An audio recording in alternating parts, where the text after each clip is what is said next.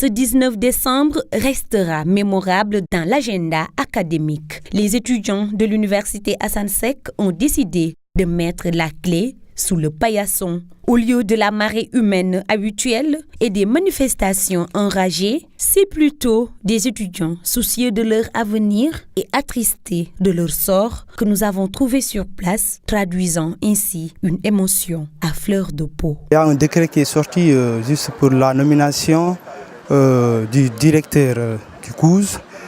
Bon, ça s'ajoute du fait qu'on a donné au directeur une subvention de 750 millions, ce que disent les délégués, et ils jugent cette situation non nécessaire du fait que ce budget ne peut pas couvrir toute l'université durant toute l'année scolaire. Ce que nous vivons ici apparemment à l'université, c'est très difficile. Le réseau ne fonctionne pas apparemment correctement. Donc on a un seul repas dans la journée, le repas de l'après-midi. Ça, c'est une situation qui est non tenable. Les étudiants sont très fatigués et les cours aussi sont accélérés. Bon, il y a des étudiants qui ne sont pas des Ziguinchor. Donc pour cela, c'est très difficile de vivre ici à l'université. Il y a d'autres même aux alentours de l'université, il y a des femmes qui vendent là-bas du fondé. Et ça, c'est très difficile pour un étudiant qui doit préparer des examens et dont les situations de vie et sanitaires même ne sont pas remplies. L'autonomisation du campus social, les dures conditions de vie, la restauration, la santé, les infrastructures sont autant de manques qui font que les étudiants sont plus que acculés. Il y a d'abord le problème de l'autonomisation et le retard des sentiers. Et le campus social aussi. Et aussi, il y a le problème de notre restauration. En période d'examen, ces temps-ci, on était en période d'examen, les étudiants ne parvenaient même pas à se restaurer. C'est ça, c'est un grand problème. Et en fait, si on ne parvient même pas à se restaurer, certains seront obligés de quitter le campus social et aller regagner presque, ou bien aller chercher des tuteurs dans la ville. Et avec aussi les moyens de ce déplacement, parfois on risque même de retarder avec ces épreuves-là. L'université vient de fermer ses portes et les étudiants ont décrété une grève illimitée. En attendant, les médiateurs essaient de calmer les ardeurs, à commencer par le roi de Cabros, qui a convoqué l'amicale ce matin chez lui. Nombreux étaient les acteurs du secteur de l'économie de la région de Ziguinchor à prendre part au lancement officiel de la caravane des PME. Ainsi, certaines entreprises locales et autres GIE ont reçu des financements pour booster leurs activités économiques. À l'occasion, certaines unités de transformation de produits locaux ont également été visitées par le ministre du Commerce qui revient sur l'importance de cette caravane des PME. Cette caravane, initiée par mon département, vise à délocaliser, à rapprocher et à vulgariser le dispositif d'appui aux petites et moyennes entreprises, mais également à tous les acteurs de l'économie informelle. Cette caravane, donc, donne l'opportunité de faire la promotion de l'esprit d'entreprise et d'unité économique à même de transformer la structure de notre économie, et ainsi de participer à l'atteinte des objectifs du plan Sénégal émergent qui fait du secteur privé le moteur de la croissance. Dans le même siège, cette caravane offre la possibilité aux acteurs économiques de Ziguinchor et de la Casamance de tisser des partenariats avec les structures du dispositif institutionnel d'appui financier et d'encadrement, mais aussi entre eux, mais afin d'échanger dans des partenariats gagnant-gagnant. Mesdames et Messieurs, la caravane nous permettra d'explorer également les actions appropriées afin de tirer le meilleur profit de cette nature généreuse et rayonnante de la région naturelle de la Casamance à travers la transformation et l'industrialisation. Le Haut Conseil du dialogue social, qui a pour mission de promouvoir le dialogue social dans le secteur public et privé, y compris l'économie informelle, a aussi pris part à cette caravane des PME. Dans le cadre de notre plan d'action triennal 2015-2018, nous envisageons de mettre en œuvre le projet d'appui à la transition de familles d'acteurs de l'économie informelle vers l'économie formelle. Ce projet concerne 5 familles d'acteurs, du reste assez représentées dans cette région méridionale: la pêche, la transformation des produits locaux, la menuiserie, les cuirs et peaux et la mécanique automobile. Il s'agira, à travers ce projet, de renforcer les capacités de ces familles en organisation, en communication, en négociation et en formalisation de leurs activités. De les sensibiliser sur les possibilités d'appui et de financement qui leur sont dédiées.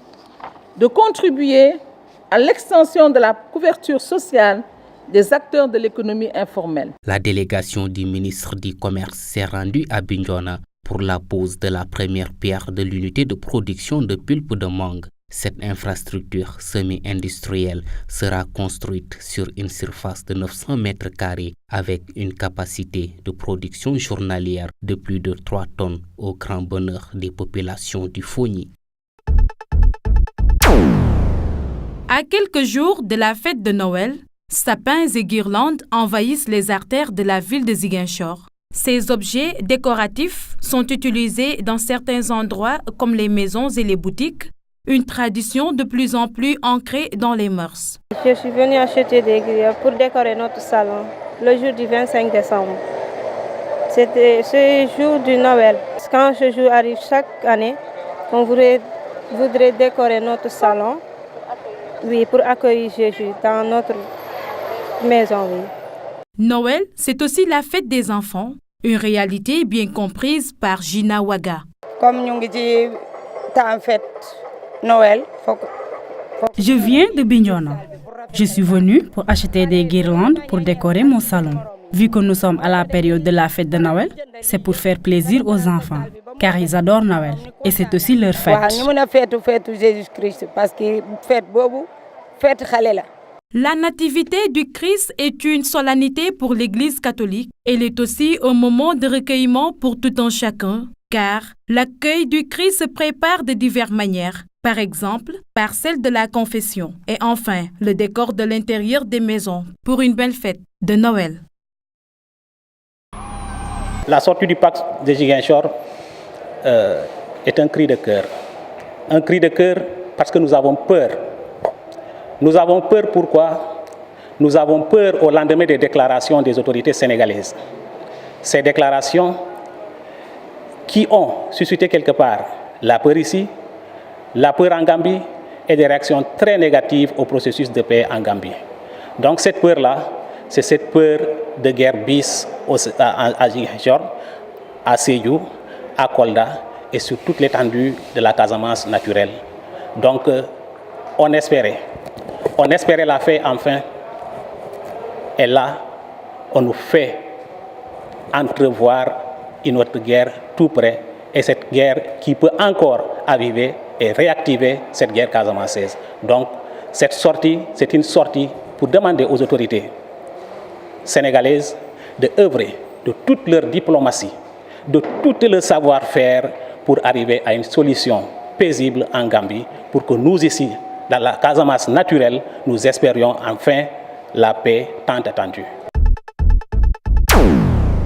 Dans la tradition chrétienne, la crèche est un moyen de matérialiser la naissance du Christ, une illustration par des personnages, des témoins essentiels de l'événement de la venue du Christ au monde que nous appelons Noël. Noël est une fête qui nous rappelle la naissance de notre Sauveur Jésus-Christ. L'Église a voulu justement à un moment représenter cette nativité par des personnages pour mieux mettre en exergue et faciliter la compréhension aux fidèles. Par ces éléments-là, les enfants comprennent mieux le mystère de Noël, du Fils de Dieu qui vient et qui est venu dans ce monde.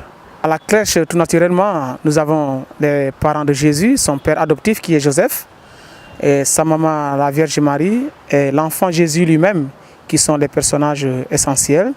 Et c'est par la suite qu'à l'annonce de l'ange, les bergers sont venus effectivement voir ce que l'ange leur a dit, qu'un sauveur est né dans le monde. Et l'étoile qui est là justement, qui nous rappelle que c'est cette étoile qui a permis à l'ange, au berger et plus tard au roi mage de pouvoir localiser effectivement la maison dans laquelle le Sauveur a été mis au monde.